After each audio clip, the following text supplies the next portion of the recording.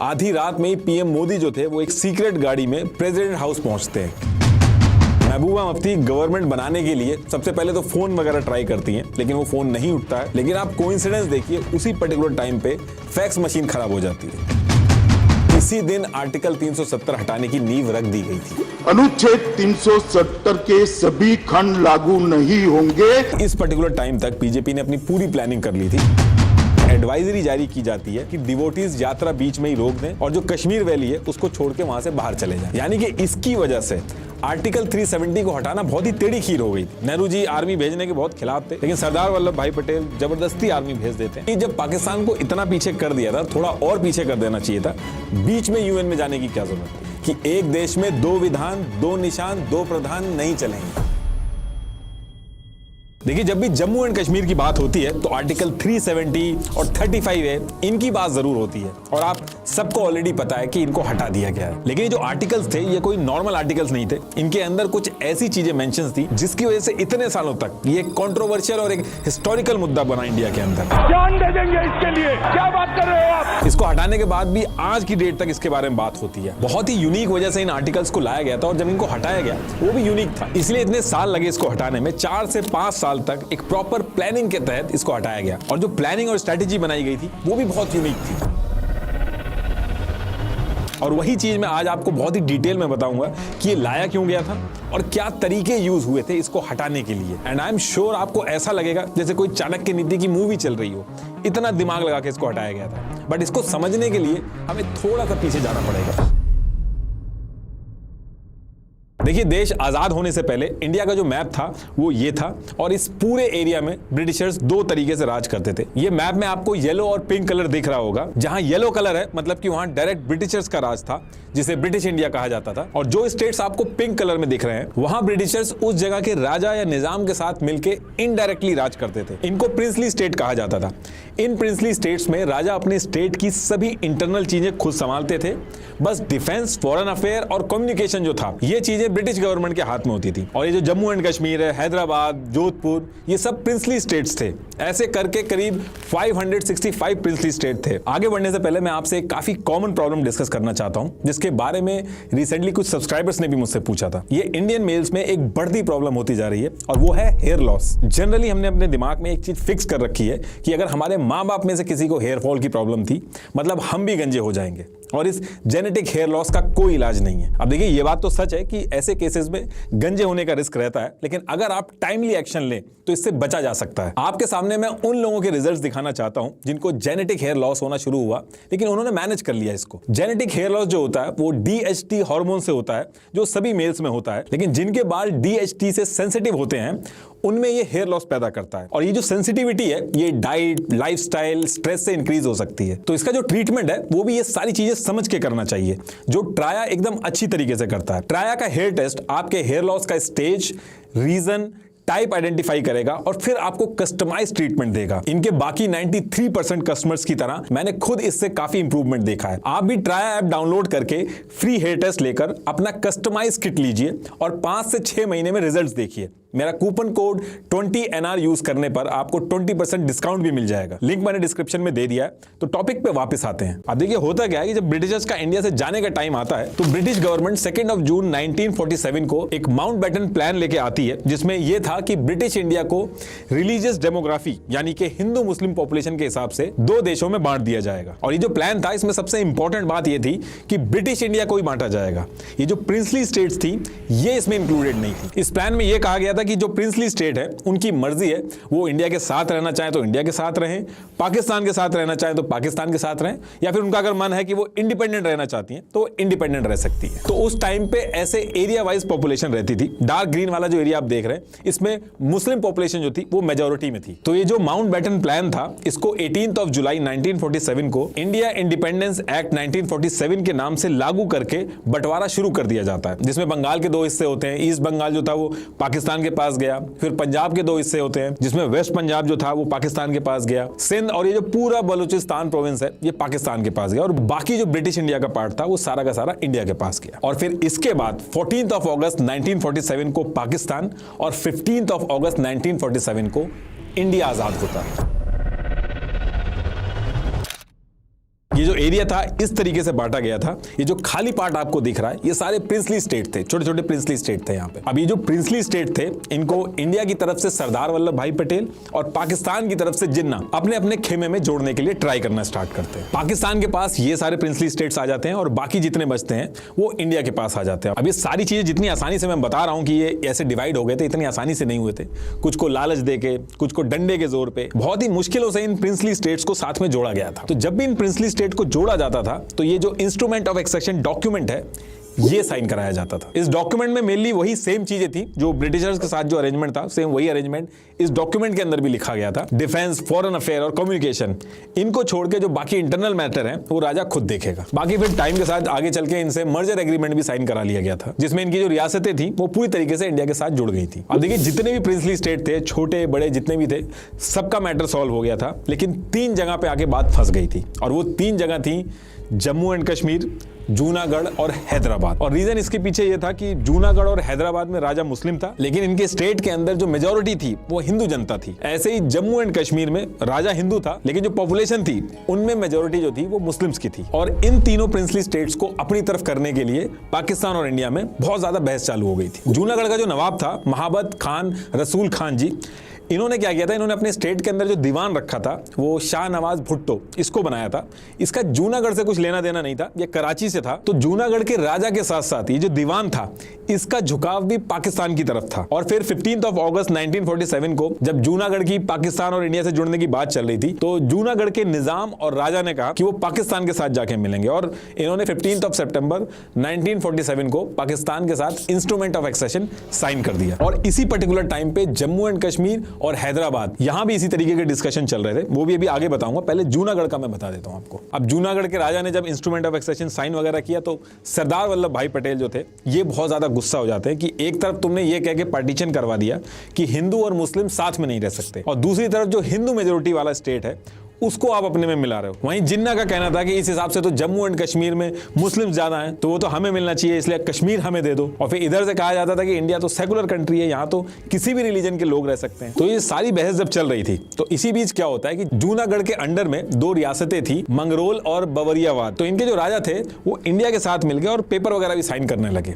और इसके बाद इंडिया ने आर्मी भेज के जूनागढ़ को चारों तरफ से घेर लिया था। ऐसा इसलिए किया गया था ताकि जूनागढ़ का जो कनेक्शन है किसी भी तरीके की सप्लाई वगैरह पाकिस्तान से ना आ पाए। अब ये सारी चीजें देख के निजाम जो था वो डर गया था, वो जूनागढ़ छोड़ के सीधे पाकिस्तान भाग जाता है। और फिर इसके बाद ये डिसाइड होता है कि जूनागढ़ का क्या होना है इसका फैसला जूनागढ़ की जो जनता है वो करेगी। फिर 28 फरवरी 1948 को प्लेबिसाइड होता है और रिजल्ट में 99.95% वोट इंडिया के फेवर में आ जाता है और इस तरीके से जूनागढ़ जो था वो इंडिया का पार्ट बन जाता है।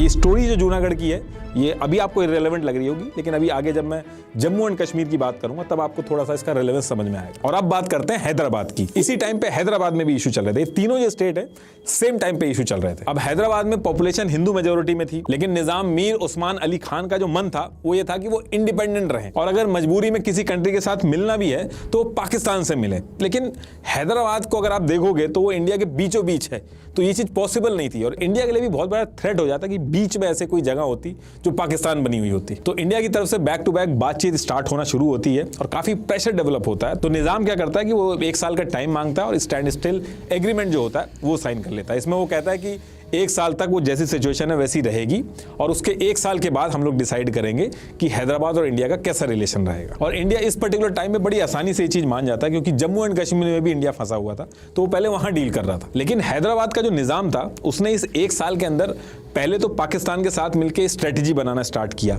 मतलब कई सारी डिस्कशन स्टार्ट कर दी उससे, और एक पर्सनल आर्मी भी बना ली इस पर्टिकुलर टाइम पे जिसको रजाकार बोला जाता था। ये आर्मी हैदराबाद से बॉर्डर क्रॉस करके इंडिया में भी चली जाती थी और काफी मारपीट मचाती थी। हैदराबाद के कुछ नॉन मुस्लिम लोग जो थे उनको भी मारती थी। ये जो रजाकार आर्मी थी इनका मानना था कि हैदराबाद एक इंडिपेंडेंट देश बनना चाहिए। अब ये जो रजाकार आर्मी थी इतना ज्यादा परेशान कर देती कि इंडिया को सब कुछ छोड़ के हैदराबाद में अपनी आर्मी भेजनी पड़ती है। नेहरू जी आर्मी भेजने के बहुत खिलाफ थे, लेकिन सरदार वल्लभ भाई पटेल जबरदस्ती आर्मी भेज देते हैं। इस पूरे ऑपरेशन को ऑपरेशन पोलो नाम दिया गया था। 2 दिन के अंदर पूरा का पूरा जो हैदराबाद था वो कंट्रोल में आ जाता है और निजाम यानी कि मीर उस्मान अली खान इंडिया के साथ इंस्ट्रूमेंट ऑफ एक्सेशन जो था वो साइन कर देते। और अब आते हैं जम्मू एंड कश्मीर पे, जहां पे आर्टिकल 370 और 35A जो है इनकी कहानी स्टार्ट होती है। और थोड़ा सा जम्मू एंड कश्मीर के अंदर जो इंटरनल सिचुएशन चल रही थी वो डिस्कस कर लेते हैं, फिर आते हैं अपनी मेन कहानी पे। तो देखिए जम्मू एंड कश्मीर में क्या था कि करीब 77% पॉपुलेशन जो थी वो मुस्लिम थी। और जम्मू एंड कश्मीर में क्या था कि टाइम टू टाइम जो राजा है उन्होंने कहीं ना कहीं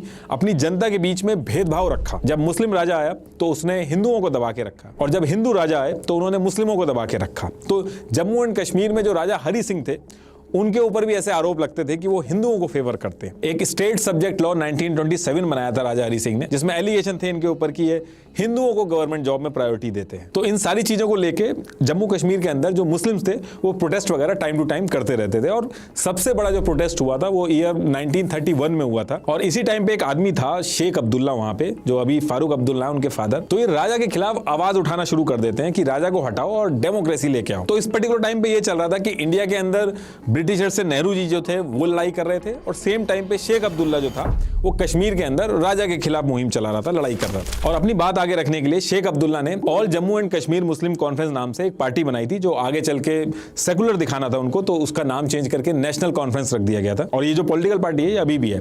तो उस टाइम पे नेहरू जी एक तरफ इंडिया में डेमोक्रेसी लाने के लिए क्विट इंडिया मूवमेंट कर रहे थे, सेम टाइम पे जो शेख अब्दुल्ला थे ये भी कश्मीर के अंदर क्विट कश्मीर मूवमेंट चला रहे थे। और इन्हीं सब वजह से जवाहरलाल नेहरू और शेख अब्दुल्ला में बहुत ही अच्छी दोस्ती भी हो गई थी। और ऐसा भी कहा जाता है कि शेख अब्दुल्ला ने नेहरू जी को कॉन्फिडेंस दिया था कि उनके हाथ में जब पावर या पोजीशन आएगी तो वो इंडिया को ही सपोर्ट करेंगे अगर मिलने की बात आई तो। अब ये सारी चीजें जो हो रही थी राजा हरि सिंह को भी पता थी, इसलिए राजा को ना तो शेख अब्दुल्ला पसंद था ना ही जवाहरलाल नेहरू। और पाकिस्तान के जो जिन्ना थे वो भी राजा को नहीं पसंद थे। और ऐसा इसलिए था क्योंकि राजा को पता था कि ये जो शेख अब्दुल्ला और जवाहरलाल नेहरू हैं ये किसी ना किसी तरीके से आगे चल के कोशिश करेंगे डेमोक्रेसी लाने की या राजशाहत जो है उसको हटाने की। और वहीं पाकिस्तान में राजा को यह डर था कि अगर आगे चल के कभी मिलना पड़ गया पाकिस्तान से तो वो राजा हिंदू है उसको हटा के फेंक देंगे। और इंडिया के साथ मिलेंगे तो नेहरू और शेख अब्दुल्ला जो है वो डेमोक्रेसी की बात करेंगे, तो वहां जो राजा है वहां पे उसकी गद्दी खतरे में आएगी।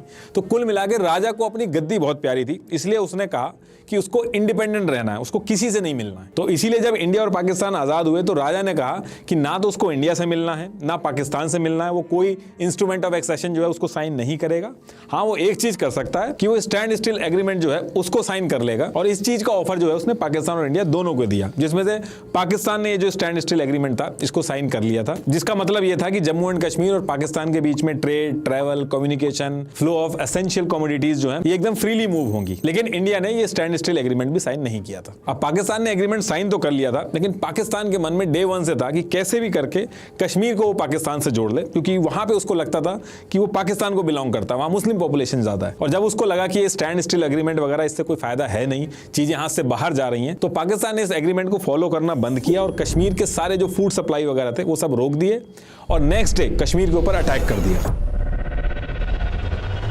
लेकिन अटैक करने के लिए पाकिस्तान ने अपनी मिलिट्री नहीं भेजी, इसकी बजाय अनऑफिशियली एक पश्तून ट्राइब थी वहां की, उसको लड़ने के लिए भेजा ताकि पाकिस्तान के ऊपर ब्लेम ना आए। पाकिस्तान ने इस साइड से अटैक करना स्टार्ट किया और कुछ ही दिनों में पाकिस्तान के लड़ाके यहां तक यानी कि श्रीनगर के बहुत करीब पहुंच गए थे। और कश्मीर के अंदर पहुंच के जो लड़ाके थे इन्होंने बहुत ज्यादा मारकाट मचाई, क्या हिंदू क्या मुस्लिम किसी को नहीं छोड़ा। अब इसके बाद ये लोग राजा हरि सिंह के एरिया में भी एंटर करने वाले थे और राजा को समझ में आ गया था कि अब जम्मू एंड कश्मीर भी जाएगा हाथ से और उसकी जान भी खतरे में है।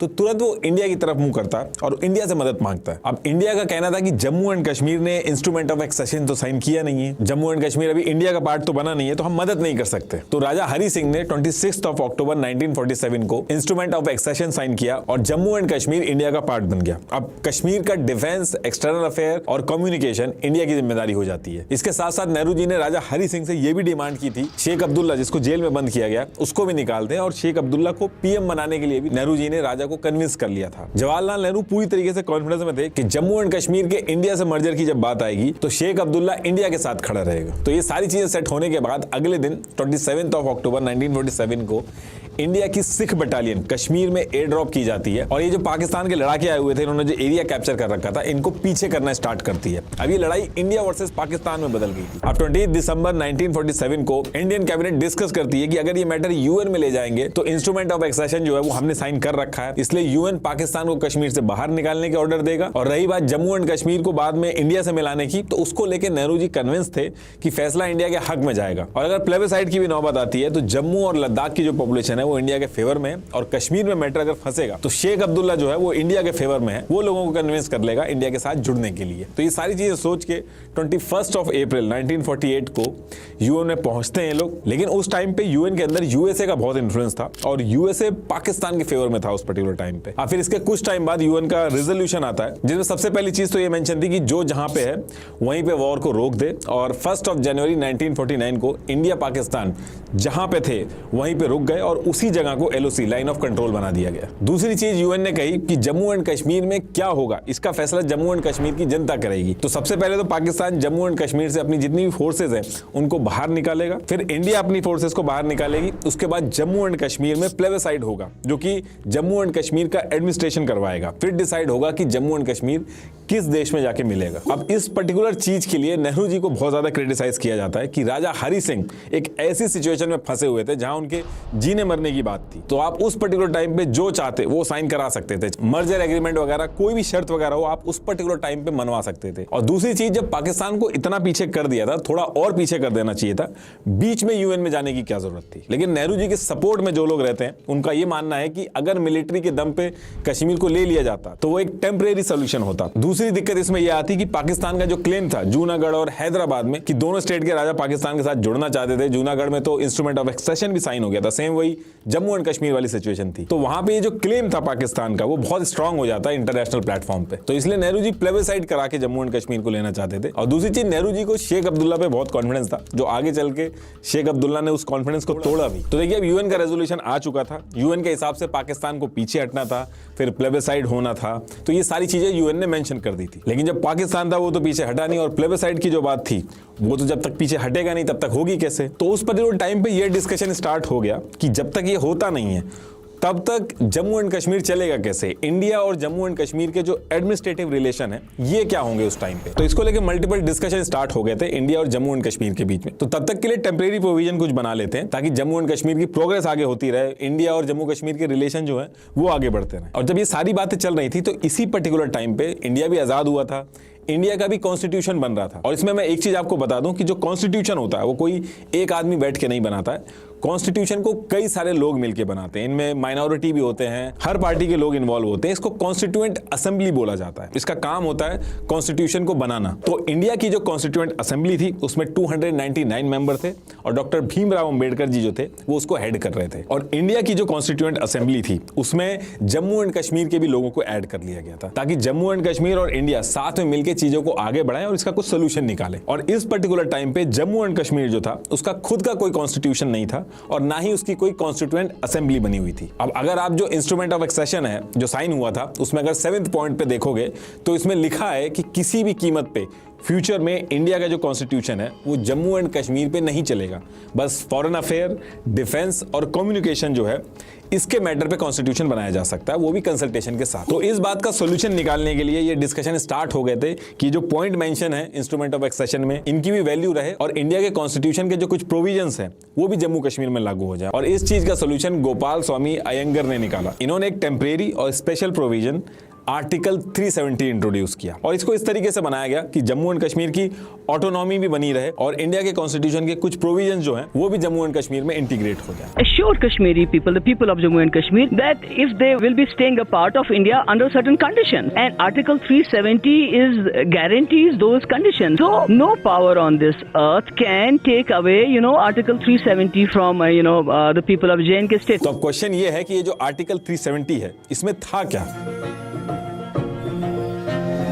तो देखिए पहली चीज आर्टिकल 370 में ये थी कि इंडियन कॉन्स्टिट्यूशन के सिर्फ 2 ही आर्टिकल जम्मू एंड कश्मीर पे लागू होंगे, एक आर्टिकल 1 और दूसरा आर्टिकल 370। इसके अलावा कोई और आर्टिकल जो है इंडियन कॉन्स्टिट्यूशन का जम्मू एंड कश्मीर पे लागू नहीं होगा। आर्टिकल 1 में यह था कि India that is Bharat is a union of state, और ये जो फ्रेज है यूनियन ऑफ स्टेट, इसमें जम्मू एंड कश्मीर भी है। मतलब कि Jammu and Kashmir is an integral part of India. और इस पर्टिकुलर आर्टिकल को लेकर कोई भी विवाद नहीं है, चाहे वो जम्मू कश्मीर से कोई हो चाहे इंडिया से हो, दोनों लोग ये मानते हैं कि जम्मू एंड कश्मीर जो है वो इंडिया का पार्ट है। इनफैक्ट जम्मू एंड कश्मीर का जो आगे चल के कॉन्स्टिट्यूशन भी बना था, उसमें भी सबसे पहला आर्टिकल में यही लिखा गया है कि जम्मू एंड कश्मीर जो है वो इंडिया का इंटीग्रल पार्ट है। तो अब ये तो आर्टिकल 1 की बात हो गई। अब आर्टिकल 370 में यह था कि इंडिया का जो पार्लियामेंट है वो इंडिया के लिए तो कुछ भी लॉ बना सकता है, लेकिन इंडिया का पार्लियामेंट जम्मू एंड कश्मीर के लिए सिर्फ 3 चीजों पे ही रूल्स एंड रेगुलेशन बना सकता है। और वो 3 चीजें क्या थी, वो इंस्ट्रूमेंट ऑफ एक्सेशन में मेंशन थी, मतलब कि फॉरेन अफेयर, डिफेंस और कम्युनिकेशन। और इन तीनों सब्जेक्ट पे भी जब लॉ बनाएगा इंडिया का पार्लियामेंट, तो जम्मू एंड कश्मीर की जो गवर्नमेंट है उससे भी कंसल्टेशन करेगा, एक बार बताना होगा। तो अब क्वेश्चन ये है कि ये जो 3 सब्जेक्ट हैं, इसके अलावा भी इंडिया का कॉन्स्टिट्यूशन जम्मू एंड कश्मीर के लिए कुछ प्रोविजन या कुछ लॉ वगैरह बना सकता है क्या? तो इसका आंसर है यस,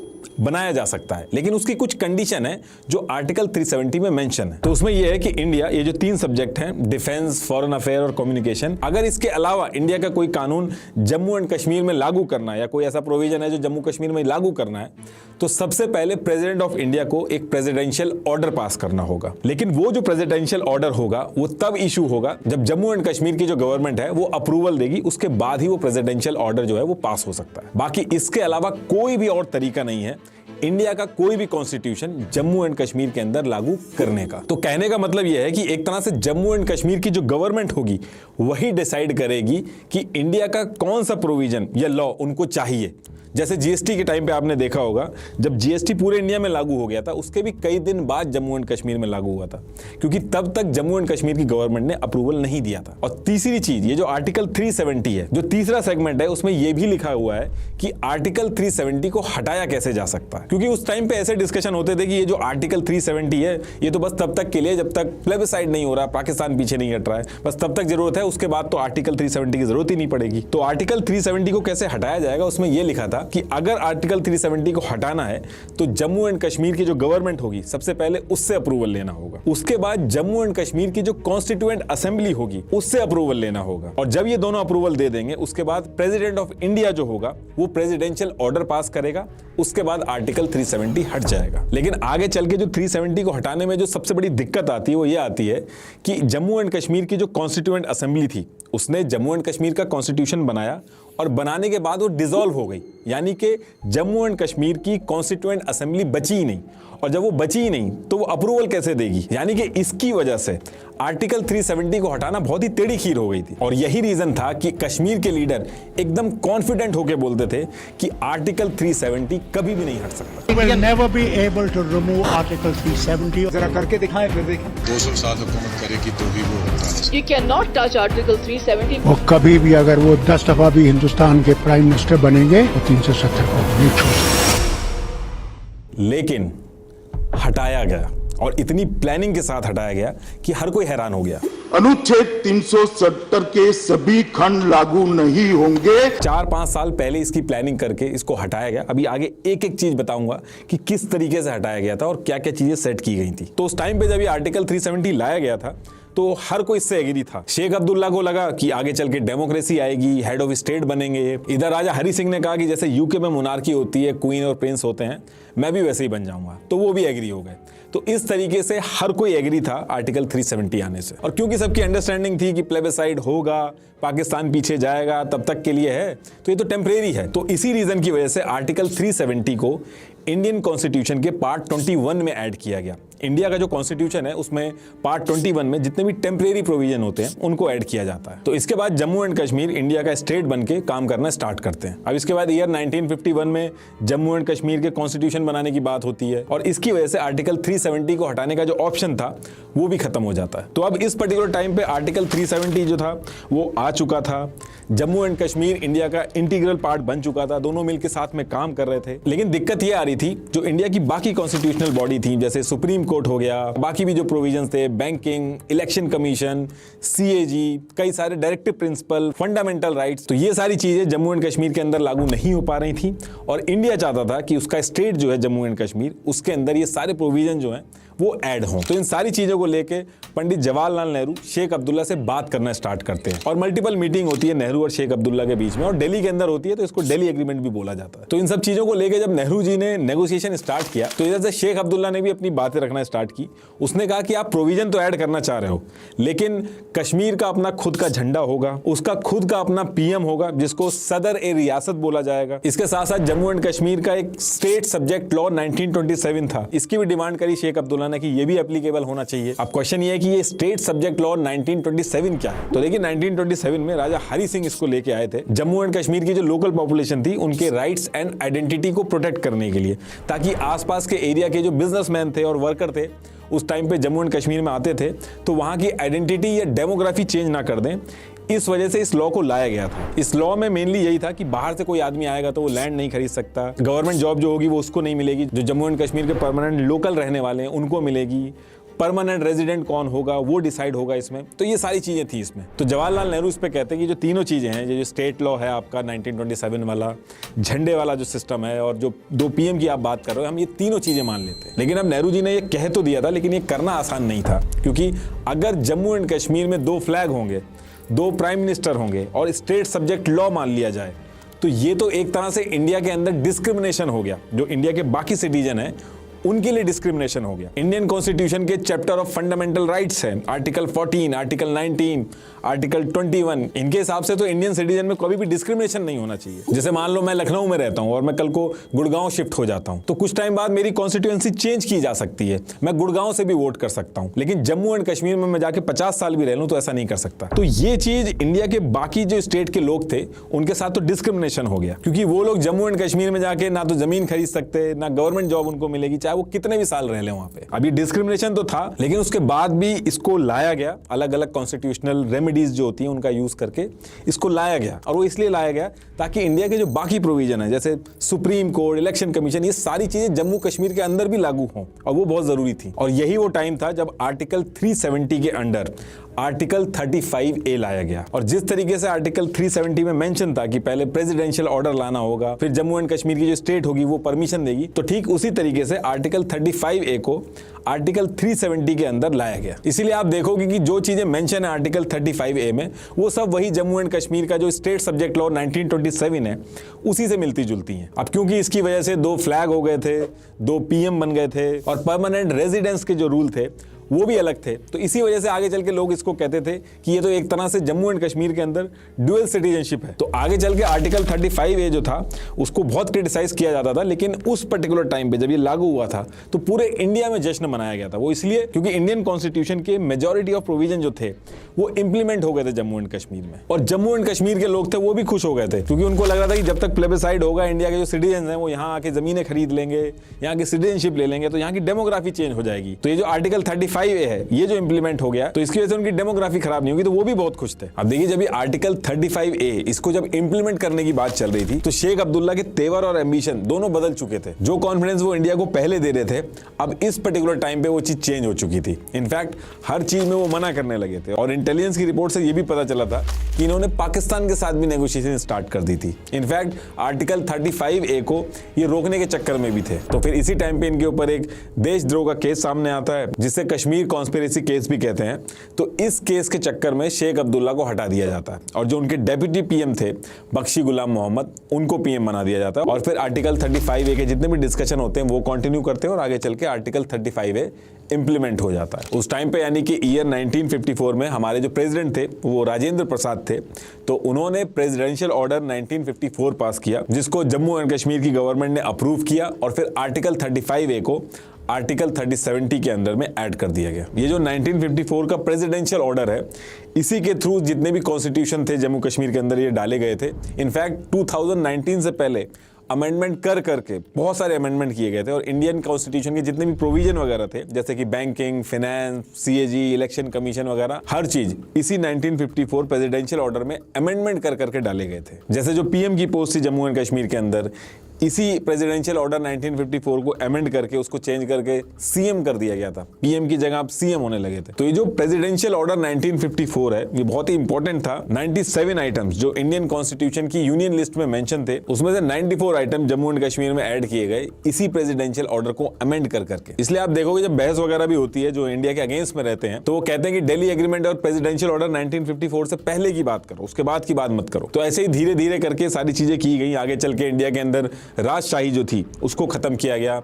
इंडिया चाइना वॉर हुई, इंडिया पाकिस्तान की वॉर हुई, पाकिस्तान की तरफ से इंसर्जेंसी भी काफी हुई जम्मू एंड कश्मीर के अंदर, क्योंकि वॉर में पाकिस्तान हार रहा था तो उसने कश्मीर में इंसर्जेंसी करके कश्मीर के अंदर जो प्रॉक्सी वॉर वगैरह होती है उसका सहारा लिया, जिसकी वजह से मल्टीपल ऐसे इवेंट हुए, 40,000 से ज्यादा लोगों की जान गई और हजारों इंडियन आर्मी के जवान शहीद हुए। तो इस पूरे टाइम पे कश्मीर में क्या क्या इवेंट हुए, कितना अनरेस्ट था, वो आपको ऑलरेडी पता है। तो ये जो सारे इवेंट हुए इसके बाद जम्मू एंड कश्मीर रीजन की जो डेमोग्राफी थी वो भी चेंज हुई। और वो कैसे हुई एक बार जल्दी से वो भी दिखा देता हूं आपको। उसके बाद डायरेक्ट आर्टिकल 370 कैसे हटा उसकी बात करेंगे। ये लाइन है, ये जम्मू से शुरू होती है NJ 9842 तक। यही लाइन LOC है जहां पे लड़ाई रुकी थी। इसके बाद कई सालों बाद इंडिया को पता चलता है कि पाकिस्तान इस एरिया को लेने का प्लान कर रहा है। तो इंडिया सियाचिन ग्लेशियर जो था उसके अंदर भी अपनी आर्मी बैठा देती है, जिससे NJ 9842 से बढ़ के LOC जो है वो यहां तक हो गई। इस पॉइंट को इंदिरा कोल कहा जाता है। फिर आगे चल के आपको पता है कि चाइना ने हमसे ये पार्ट ले लिया। ये पाकिस्तान ऑक्यूपाइड कश्मीर है, ये 3 पार्ट में चल रहा है। ये पार्ट जिसको सक्शाम वैली बोलते हैं, तो ये पार्ट तो पाकिस्तान ने चाइना को दे दिया। बाकी जो एरिया है उसको पाकिस्तान ने 2 पार्ट में डिवाइड कर दिया। एक गिलगिट बाल्टिस्तान जिसको पाकिस्तान खुद चला रहा है, और दूसरा ये मीरपुर मुजफ्फराबाद वाला एरिया जिसको पाकिस्तान आजाद कश्मीर के नाम से बुलाता है। इसको पाकिस्तान एक इंडिपेंडेंट स्टेट कहता है। यहाँ पे इन्होंने एक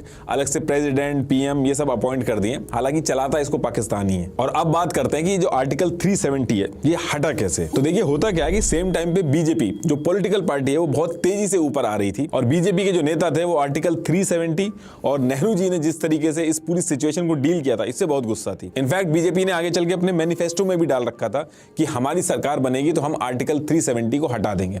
उस टाइम पे मोदी जी ऐसे धरना देते थे, लाल चौक में फैसला हो जाएगा किसने अपनी मां का दूध पिया। और आपने नारे भी सुने होंगे बीजेपी के नेताओं के मुंह से कि एक देश में 2 विधान, 2 निशान, 2 प्रधान नहीं चलेंगे। एक देश में 2 विधान, 2 प्रधान और 2 निशान नहीं चलेंगे तो वह नहीं ही चलेंगे। लेकिन हो ये रहा था कि बीजेपी जम्मू एंड कश्मीर के अंदर चुनाव तो लड़ रही थी लेकिन उतनी सीट्स नहीं मिल रही थी। और फिर इसके बाद ईयर आता है 2014, और फिर 25 नवंबर 2014 से 20 दिसंबर 2014 तक जम्मू एंड कश्मीर में इलेक्शन होते हैं, और बीजेपी पूरी जान लगा के इलेक्शन लड़ती है। और इस बार जब रिजल्ट आता है तो हर कोई शॉक था। बीजेपी जिसको ज्यादा सीटें नहीं मिलती थी जम्मू एंड कश्मीर में, उसको 25 सीटें मिली, जो कि PDP से 3 सीटें पीछे थी। PDP को 28 सीट मिली थी। और इस इलेक्शन में बीजेपी ने जो नंबर अचीव किया था उसकी वजह से सिचुएशन ऐसी बन रही थी कि बीजेपी के सपोर्ट के बिना जम्मू एंड कश्मीर में गवर्नमेंट बनाना मुश्किल हो रहा था, क्योंकि बाकी जितनी पार्टी थी उनमें भी लड़ाई थी। तो फिर यहां से बीजेपी ने क्या किया, PDP जो कि आइडियोलॉजिकली बिल्कुल अपोजिट है बीजेपी से, उससे बात करना स्टार्ट किया। और अचानक से पता चलता है कि 25 फरवरी 2015 को अमित शाह और महबूबा मुफ्ती प्रेस कॉन्फ्रेंस कर देते हैं, और फिर 1 मार्च 2015 को दोनों मिलके जम्मू एंड कश्मीर में सरकार बना लेते हैं। ये पहली बार था जब बीजेपी ने PDP का सपोर्ट किया था। और ये जो डेट है 1 मार्च 2015, ऐसा माना जाता है कि इसी दिन आर्टिकल 370 हटाने की नींव रख दी गई थी। जो डिमांड थी PDP की, बीजेपी ने सारी की सारी मान ली थी। मुफ्ती मोहम्मद सईद को CM बनाना था, बीजेपी मान गई, और बीजेपी के निर्मल कुमार सिंह जो थे उनको डेप्यूटी CM बना दिया गया था। और बीजेपी इसमें कोई इंटरफेरेंस नहीं करती है, वो चुपचाप मान जाती है। अब इसके 1-2 साल तक ये लोग सरकार चलाते हैं। उसके बाद डेट आती है 19 जून 2018, और ऐसा माना जाता है कि इस पर्टिकुलर टाइम तक बीजेपी ने अपनी पूरी प्लानिंग कर ली थी। हालांकि ये एक अजम्पशन है, इसका कोई प्रूफ नहीं है, लेकिन ऐसा कहा जाता है। तो अब होता क्या है कि 19 जून 2018 को अचानक से बीजेपी ने सपोर्ट वापस ले लिया PDP से। तो अब सपोर्ट वापस ले लिया तो इसका क्या मतलब हुआ? तो इसका मतलब ये हुआ कि टेक्निकली उस पर्टिकुलर टाइम पे जम्मू एंड कश्मीर में कोई भी गवर्नमेंट नहीं बची थी। और जम्मू एंड कश्मीर के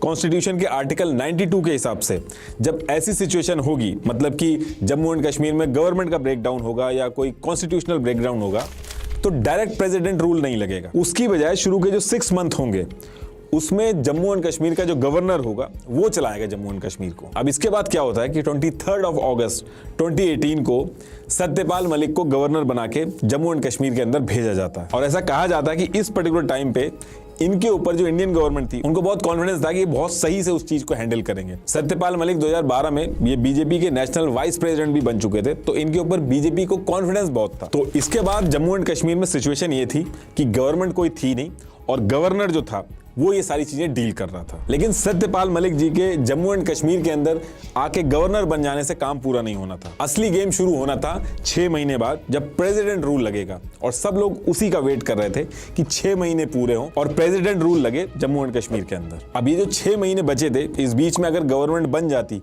तो दिक्कत आती आर्टिकल 370 को हटाने में। देखिए अभी थोड़ा सा वेट करिएगा, अभी ये जो सारी चीजें मैं बता रहा हूँ ये अभी सेंस करेंगी, ये सारी चीजें जाके एक ही जगह मिलेंगी। तो ये जो 6 महीने का टाइम था, इस पर्टिकुलर टाइम पे बीजेपी का बिल्कुल मन नहीं था गवर्नमेंट बनाने का, तो वो अपना चुपचाप बैठ जाती है। अब बीजेपी तो बैठ जाती है, लेकिन इसके बाद क्या होता है कि बाकी पार्टियां जो थी, जैसे पीडीपी, कांग्रेस, नेशनल कांग्रेस, इन सब के डिस्कशन स्टार्ट हो जाते हैं और ये सब अपने डिफरेंसेस जो थे इनके, उनको दूर करके 21 नवंबर 2018 को, यानी कि 6 महीने पूरे होने से जस्ट 1 महीना पहले ही कोशिश करते हैं गवर्नमेंट बनाने की, और ये तीनों पार्टियां एक साथ आ जाती हैं। और ये जो तीनों पार्टियां थी, ये उस पर्टिकुलर टाइम पे क्लूलेस थी, ये सरकार बनाने में लगी थी, लेकिन इनको कुछ आइडिया नहीं था कि आगे होने क्या वाला है। तो इसके बाद 21 नवंबर 2018 को ये जो पार्टियां थी, ये गवर्नर यानी कि सत्यपाल मलिक को रीच करती हैं। महबूबा मुफ्ती गवर्नमेंट बनाने के लिए सबसे पहले तो फोन वगैरह ट्राई करती हैं, लेकिन वो फोन नहीं उठता है। उसके बाद वो फैक्स भेजती हैं गवर्नमेंट बनाने के लिए गवर्नर सत्यपाल मलिक को, लेकिन आप कोइंसिडेंस देखिए, उसी पर्टिकुलर टाइम पे फैक्स मशीन खराब हो जाती है। अब देखिए 21 नवंबर 2018 की जो डेट थी वो तो टल गई थी, लेकिन 6 महीने कंप्लीट होने में अभी टाइम था। 20 दिसंबर 2018 को 6 महीने कंप्लीट होने थे। तो इसी बीच गवर्नर सत्यपाल मलिक जो थे, वो सेंट्रल गवर्नमेंट को रिकमेंडेशन भेजते हैं कि जिस तरीके के हालात है जम्मू एंड कश्मीर के अंदर और जिस तरीके से पार्टियों में मारामारी मची हुई है, तो यहाँ पे हॉर्स ट्रेडिंग यानी कि एमएलए वगैरह जो हैं उनको खरीदने की या फिर पैसे देके अपनी तरफ करने की, ये सारी चीजें होने के बहुत ज्यादा चांसेस हैं। तो ऐसी सिचुएशन में गवर्नमेंट फॉर्म करना सही नहीं रहेगा, और ये जो रिकमेंडेशन थी ये एक्सेप्ट हो जाती है। अब इसके बाद डेट आती है 20 दिसंबर 2018। इस दिन 6 महीने पूरे होते हैं और जम्मू एंड कश्मीर के कॉन्स्टिट्यूशन के हिसाब से जो प्रेसिडेंट रूल है वो लग जाता है। अब जब भी प्रेसिडेंट रूल लगता है तो प्रेसिडेंट खुद आके स्टेट को नहीं चलाते हैं, वो एक नोटिफिकेशन जारी करते हैं जिसमें सारी चीजें मेंशन होती हैं कि उनके बिहाफ पे स्टेट को कौन चलाएगा और कैसे चलाएगा। उस नोटिफिकेशन में सारी चीजें मेंशन होती हैं। तो सेम चीज जम्मू एंड कश्मीर के केस में भी होती है। 20 दिसंबर 2018 को 6 महीने पूरे होते हैं और 19 दिसंबर 2018 को प्रेसिडेंट एक नोटिफिकेशन जारी करते हैं।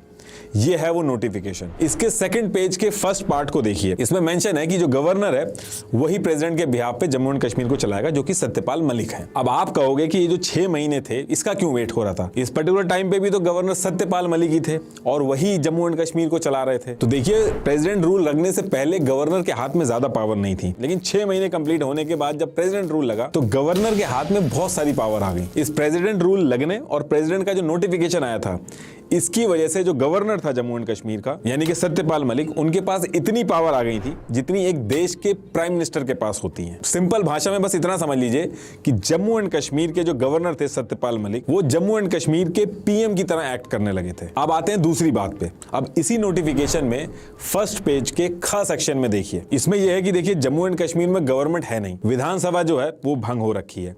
तो विधानसभा का जो काम है वो किसी ना किसी को तो करना होगा ना, तो करेगा कौन? तो इस प्रेसिडेंट नोटिफिकेशन का जो खास सेक्शन है, तो इसमें ये चीज बताई गई है क्योंकि विधानसभा भंग हो गई है तो उसकी जगह पे इंडिया का जो पार्लियामेंट है उसके बिहाफ पे एक्ट करेगा। अब आपको समझ में आ गया होगा कि 6 महीने का वेट क्यों हो रहा था और ये जो प्रेसिडेंट रूल आने के बाद जो ये जो नोटिफिकेशन आया था ये कितना इंपॉर्टेंट हुआ। इससे हुआ ये कि जम्मू एंड कश्मीर की जो पीएम की पोजीशन थी वो इंडियन गवर्नमेंट की तरफ से भेजे गए गवर्नर सत्यपाल मलिक उनकी हो गई और जम्मू एंड कश्मीर की जो पूरी लेजिस्लेटिव असेंबली है वो इंडिया की पार्लियामेंट हो गई। अब आगे चल के अगर जम्मू एंड कश्मीर के अंदर कोई चीज लानी है तो उसके अप्रूवल में जो दिक्कत आती थी वो खत्म हो गई इस एक नोटिफिकेशन से। मतलब कि महबूबा मुफ्ती और उमर अब्दुल्ला वगैरह इनकी जो पार्टियां थी, इनके हाथ से पावर शिफ्ट होके सेंट्रल गवर्नमेंट के हाथ में पहुंच गई थी। अब इतना काम करने के बाद जम्मू एंड कश्मीर की जो सिक्योरिटी थी उसके ऊपर ध्यान दिया गया क्योंकि कई सारी दिक्कतें खड़ी हो सकती थी। सेपरेटिस्ट मूवमेंट जो होता है वो खड़ा हो सकता था, पाकिस्तान की तरफ से रिटेलिएशन आ सकता था। तो इस चीज को लेके ऐसा कहा जाता है कि Ajit Doval, lieutenant general KJS Dhillon और जनरल विपिन रावत और इनके साथ मिलकर अमित शाह ने मीटिंग करी थी और एक meeting lieutenant general KJS Dhillon के घर पे भी हुई थी। अब देखिए ये जो पर्टिकुलर चीज मैं बता रहा हूँ इसका कोई प्रूफ नहीं है, लेकिन कुछ लोगों ने मीटिंग की टाइमिंग वगैरह ट्रैक करके और कुछ बुक लिखी गई हैं, उनको जब मिलाया गया तो ऐसा लग रहा है कि ये लोग थे जो इन्वॉल्व थे सिक्योरिटी को हैंडल करने के लिए। इसके बाद इसमें एक दो चीजें और बताई गई कि 1000 से ज्यादा जो सैटेलाइट फोन थे वो हाई रैंक ऑफिसर जो थे उनको दिए गए, उनको अलाउ नहीं था कि नॉर्मल फोन से वो लोग बात करें। और 20 C-17 ट्रांसपोर्ट कैरियर जो थे इनको रेडी किया गया 45,000 पैरामिलिट्री को जल्दी से जल्दी जम्मू एंड कश्मीर के अंदर डिप्लॉय करने के लिए। और 5 अगस्त 2019 की जो डेट थी वो डिसाइड हुई थी आर्टिकल 370 को हटाने के लिए, और इसी के हिसाब से सारे अरेंजमेंट किए जा रहे थे सिक्योरिटी वगैरह को देख के। लेकिन इसी बीच में अमरनाथ यात्रा जो थी वो भी थी। तो 2 अगस्त 2019 को एक एडवाइजरी जारी की जाती है कि डिवोटीज यात्रा बीच में ही रोक दें और जो कश्मीर वैली है उसको छोड़ के वहां से बाहर चले जाएं। अब यहां से लोगों को लगने लगा था कि शायद कुछ बड़ा होने वाला जम्मू एंड कश्मीर के अंदर। फिर इसके 2 दिन बाद 4 अगस्त 2019 को जितने कश्मीर के लोकल लीडर थे इनको हाउस अरेस्ट नजरबंद कर दिया गया और मोबाइल भी ले लिए गए इनसे। और उसी दिन रात में धारा 144 भी लागू कर दी गई। और इसमें यह भी बताया गया कि 4 अगस्त की जो रात थी, आधी रात में ही पीएम मोदी जो थे वो एक सीक्रेट गाड़ी में प्रेसिडेंट हाउस पहुंचते हैं। और ऐसा माना जाता है कि 5 अगस्त 2019 को यानी कि नेक्स्ट डे मॉर्निंग में जो होना था उसके डिस्कशन के बारे में बात करने के लिए गए थे। अब इसके बाद वो दिन आ जाता है जिस दिन आर्टिकल 370 को हटाना था, यानी कि 5 अगस्त 2019 मॉर्निंग का टाइम था। और मॉर्निंग में ही इंडिया के जो प्रेसिडेंट हैं वो एक नोटिस इशू करते हैं, ये उस नोटिस की कॉपी है। अब देखिए क्वेश्चन ये है कि नोटिफिकेशन का मतलब क्या था और इसको इशू क्यों किया गया। तो देखिए शुरू में मैंने एक चीज बताई थी आपको, आर्टिकल 370 को हटाने के लिए एक प्रोसेस है जिसमें जम्मू एंड कश्मीर की जो गवर्नमेंट है और कॉन्स्टिट्यूएंट असेंबली से परमिशन लेनी होगी, तभी आर्टिकल 370 हट सकता है। अब कॉन्स्टिट्यूएंट असेंबली जो है जम्मू एंड कश्मीर की वो तो डिसॉल्व हो गई है, वो तो है नहीं, तो फिर अप्रूवल कौन देगा। तो ये जो प्रेसिडेंट का नोटिफिकेशन आया था मॉर्निंग में, ये उसी चीज का सोल्यूशन था इसके अंदर। इस नोटिफिकेशन की पहली लाइन पढ़िए, हमने जम्मू एंड कश्मीर की गवर्नमेंट से परमिशन ले ली है, यानी कि सत्यपाल मलिक से परमिशन ले ली है। बाकी नीचे जो इसमें पूरा लिखा गया है इसमें सिंपल सा मतलब यह है कि आज से जम्मू एंड कश्मीर की जो लेजिस्लेटिव असेंबली है उसको ही कॉन्स्टिट्यूएंट असेंबली बोला जाएगा। ये देखिए 2D जो है ये इसमें लिखा है। तो अब क्वेश्चन ये है कि क्या ऐसा पॉसिबल है, लीगली ऐसा पॉसिबल है कि किसी भी चीज का नाम चेंज करके उसका कुछ और नाम कर दो। तो देखिए हमारे कॉन्स्टिट्यूशन के आर्टिकल 367 में ऐसे अमेंडमेंट होते हैं और ये चीज की जा सकती है। इसके साथ साथ फर्स्ट पॉइंट का पहला और दूसरा पार्ट देखिए, ये कह रहा है कि ये जो प्रेसिडेंट ऑर्डर 1954 था जिसको अमेंड कर करके जम्मू एंड कश्मीर में प्रोविजन वगैरह ऐड किए गए, इसको पूरी तरीके से हटा के उसकी जगह ये नया प्रेसिडेंट ऑर्डर 2019 है ये लागू होगा। इसमें यह है कि जो भी इंडिया का कानून होगा वो as it is Jammu and Kashmir पे लागू हो जाएगा बिना किसी एक्सेप्शन के। तो मॉर्निंग में जैसे ये नोटिफिकेशन आया इसके आते ही आर्टिकल 35A वगैरह सब राइट अवे खत्म हो गए। अब इसके थोड़ी देर बाद अमित शाह राज्यसभा पहुंचते हैं, लेकिन अमित शाह जब राज्यसभा के अंदर घुस रहे थे तो एक रिपोर्टर ने इनकी फोटोग्राफ ले ली थी एक डॉक्यूमेंट के साथ। ये वो पिक थी, इसको आप जूम करोगे तो ये फोटो है।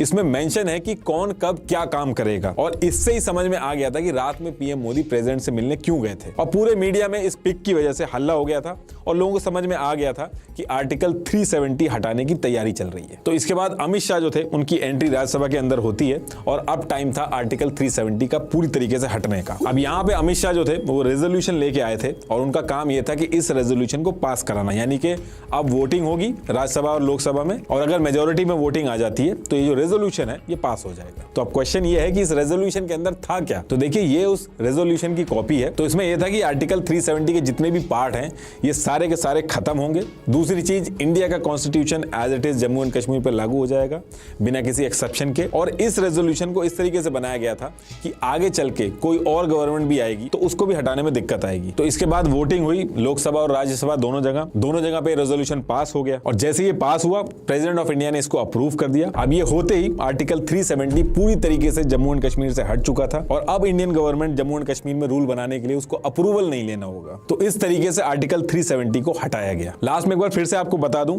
ट्राया ऐप डाउनलोड करके अपना फ्री हेयर टेस्ट लेकर अपना कस्टमाइज किट लीजिए और 5 से 6 महीने में रिजल्ट्स देखिए। लिंक मैंने डिस्क्रिप्शन में दे दिया है। Thank you.